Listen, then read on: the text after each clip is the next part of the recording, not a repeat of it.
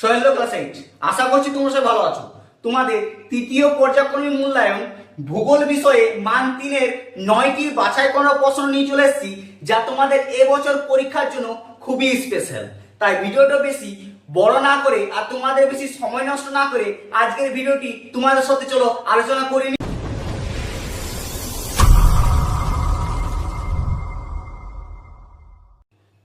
ভিডিওটি শুরু করার আগে তোমাদের ছোট্ট একটা নোট, তুমি যদি আমার চ্যানেলে নতুন হয়ে থাকো তাহলে সাবস্ক্রাইব করে দিও, আর সাজেশনগুলো যদি ভালো লাগে বন্ধুদেরকে শেয়ার করে জানিয়ে দাও।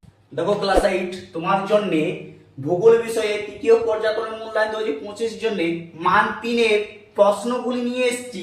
এই প্রশ্নগুলি তোমার জন্য খুবই স্পেশাল, কারণ এই প্রশ্নগুলি তোমাদের অনেক সময় অনেক স্কুলে প্রায় হুবহু কোশ্চেন ছাপিয়ে দেয়।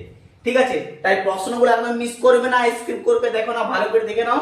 প্রথম প্রশ্ন হচ্ছে নিরক্ষীয় নিম্নচাপ বলয় সৃষ্টির কারণগুলি আলোচনা করো। এটি প্রশ্ন মান 3, বই থেকে খুঁজে নিও উত্তরগুলি। ঠিক আছে, 2 নম্বর হচ্ছে মৌসুমী জলবায়ু অবস্থান ও বৈশিষ্ট্যগুলি আলোচনা করো।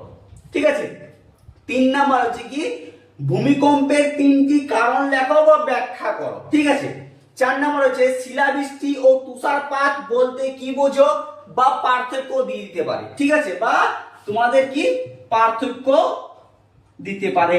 ঠিক আছে, 5 নম্বর হচ্ছে কি মৌসুমী জলবায়ু ও ভূমধ্যসাগরীয় জলবায়ুর মধ্যে পার্থক্য লেখো। 6 নম্বর হচ্ছে আমাজন নদীর মোহনায় বদ্বীপ সৃষ্টি হয়নি কেন। ঠিক আছে, বদ্বীপ সৃষ্টি হয়নি কেন। 7 নম্বর হচ্ছে ঘূর্ণাপাত ও প্রকৃত ঘূর্ণাপাতের মধ্যে পার্থক্য লেখো। এই প্রশ্নটি আমার সবথেকে বেশি ইম্পর্টেন্ট লাগছে, তোমাদের পরীক্ষায় আসার অনেক চান্স আছে, অনেক চান্স। ঠিক আছে, 8 নম্বর হচ্ছে দেখো স্থিতিশীল উন্নয়ন বলতে কি বোঝো। স্থিতিশীল উন্নয়ন বলতে কি বোঝো, এটি আমার খুব গুরুত্বপূর্ণ লাগছে। ঠিক আছে, তাই এই দুটো প্রশ্ন তোমরা ভালো করে মুখস্থ করো। লাস্ট হচ্ছে নিরক্ষীয় নিম্নচাপ অরণ্যের বৈশিষ্ট্য লেখো। 9 নম্বর প্রশ্নটি কি নিরক্ষীয়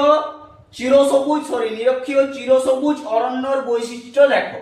ঠিক আছে, এটিও তোমাদের 2025-এ খুবই স্পেশাল হতে চলেছে। আর নেক্সট পার্টের জন্য ভিডিওটি সাবস্ক্রাইব করে পাশে থাকো। এরপর তোমাদের 5 নম্বর আর 2 নম্বর প্রশ্ন আমি নিয়ে আসবো।